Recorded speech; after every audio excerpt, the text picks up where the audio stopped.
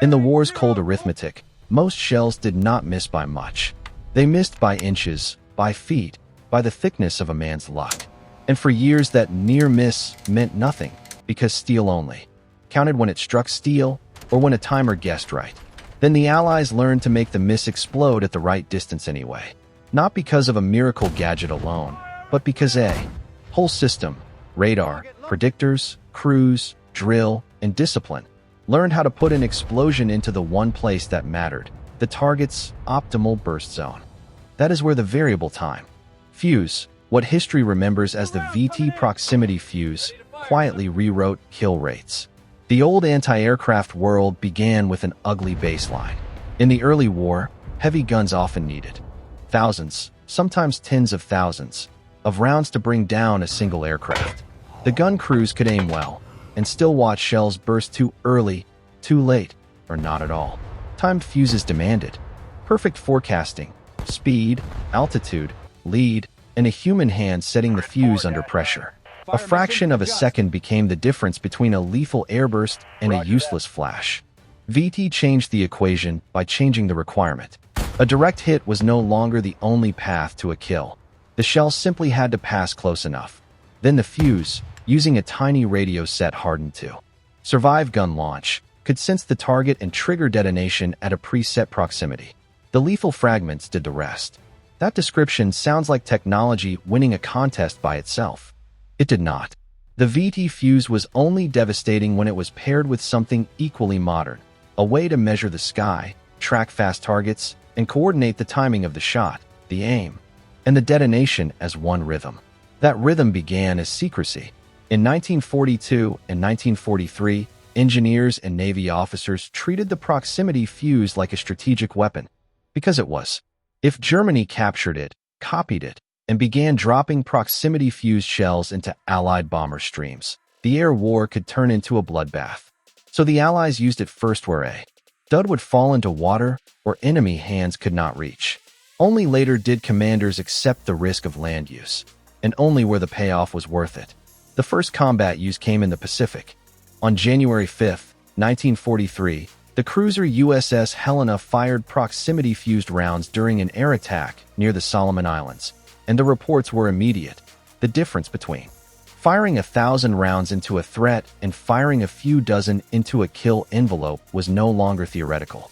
The fuse did not make gunners brave. It made their work count. Still, even in those early months, VT was not a standalone talisman. A shell that detonates near can still detonate in the wrong near. The true leap in kill rate came when proximity fusing was fused, deliberately, into a sensor and fire control chain. By 1944, one of the most consequential combinations of the war had matured into a practical system. The SCR-584 gun-laying radar, the M9 gun director, an analog computer that could predict a target's future position, and proximity-fused ammunition, often the 90mm shell that heavy anti-aircraft units lived and died by. Radar did not just spot targets, it tracked them continuously. The director did not just calculate lead, it output a firing solution that stayed updated as the target moved. The guns did not just throw metal, they placed bursts in the target's path. And the VT fuse ensured those bursts happened at the altitude and distance where fragmentation density was lethal. It was the war's most practical definition of data first: sense, predict, fire, burst, repeat. The clearest proof arrived over Britain under a new kind of threat. In June of 1944, the V-1 flying bomb began crossing the channel, small, fast, low, and relentless. It did not maneuver like an aircraft, but it was difficult in a different way. It arrived in steady streams at a speed and altitude that made traditional flak timing painfully unforgiving. Fighters could intercept some. Barrage balloons could catch a few. But the campaign demanded something that could scale. Heavy anti-aircraft belts, radar-guided and fed with proximity-fused shells, became the hinge.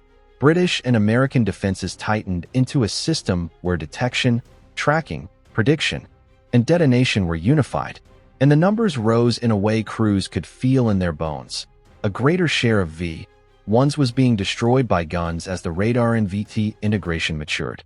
with coastal gun belts climbing dramatically from early low rates to a dominant share later in the campaign. The story of the V-1 defenses is often told as a tale of ingenious invention. The more accurate version is harsher and more instructive. It was a tale of a learning system, crews trained to trust instruments, procedures standardized under pressure, and command structures, willing to measure outcomes and retuned the whole chain. That same logic later moved inland, where the ethical and strategic risk had once felt too high. In December of 1944, the Ardennes erupted into what became the Battle of the Bulge. The weather-grounded air power. Visibility collapsed. German infantry moved through forests and folds of terrain where traditional artillery bursts often wasted themselves. The battlefield became intimate again. Men, mud, trees, and sudden violence at short ranges. This is where VT's optimal burst zone became a weapon against ground forces, not just aircraft. A timed fuse could airburst, but only if the setting was perfect and the target's range was guessed correctly. VT removed the guesswork. Fired into infantry. Concentrations, proximity-fused artillery detonated above the ground, above foxholes, above shallow cover, where fragments could fan downward into positions that normally survived shelling. It was not a new caliber. It was a new geometry of death. Commanders noticed. The U.S. Army's own accounts and later reflections credited VT-fused artillery as a decisive amplifier in defensive fires during the Bulge, particularly around Bastogne in the December to January fight. It is remembered in blunt, almost incredulous quotes. George Patton called it the funny fuse, but the mechanism was not funny at all. It was measurement turned into lethality. It took what artillery already had, mass, range, endurance, and made each round more likely to do meaningful work. Faith cannot armor steel. It also cannot armor a trench against fragments bursting at the exact height that turns cover into a trap. Then the Pacific asked the same question in a different form: how to stop attacks that were not simply aircraft, but aircraft thrown like spears. By the time of Okinawa in 1945, kamikaze raids pushed naval air defense into a desperate calculus. The threat came fast, low, and sometimes through weather. The job was to break the aircraft before impact, because even a damaged attacker could still crash into a ship and kill dozens. Naval historians and official summaries later emphasized the role of VT-fused 5-inch anti-aircraft fire in that defense, and the estimates of contribution were stark enough to be memorable.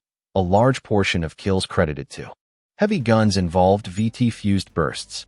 Again, it was not only the fuse. It was radar pickup, director solutions, drill on loading and firing, and an institution that could standardize a best practice and force it into routine. This was the quiet American advantage that rarely looks heroic on film. Coordination that scales. A nation that could manufacture the fuse by the millions. Train crews to use it without improvisation, and keep the radar and directors maintained under salt spray and fatigue. Abundance, not ideology, won the war. But abundance only matters when it is organized into a process. VT's story is often framed like a single genius breakthrough. The more accurate story is that VT was one piece of a kill chain, and the kill chain was the real weapon. A proximity fuse without radar is better than nothing, but it is still a coin toss in the sky. Radar without a reliable burst mechanism is still a beautiful track that ends in a harmless flash. Training without the tools is courage wasted. Tools without training are scrap metal. The Allies learned to make those pieces fit. They learned where the optimal burst zone actually was for. Different targets, high-altitude bombers, diving aircraft, small fast threats like the V-1, massed infantry in forests, men in shallow cover. They learned how to feed radar tracking into a director and turn it into a firing solution quickly enough that it mattered. They learned how to allocate the precious rounds to sectors where capture risk was low, over water, coastal belts, until the strategic moment justified wider use. They learned to write doctrine that matched reality, not propaganda. The irony is that the VT fuse's greatest power was not the tiny vacuum tubes inside it. It was what it forced the military to become, a learning organization that believed in instrumented truth. A shell either burst where it should, or it did not. A target either fell, or it did not.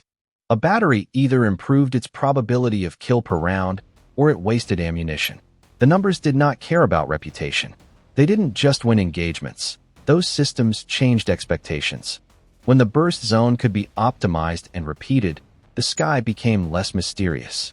When artillery could airburst reliably, the ground became less forgiving. Enemy tactics that relied on the assumption of safe spacing and safe cover began to fail more often. And failure in war is contagious.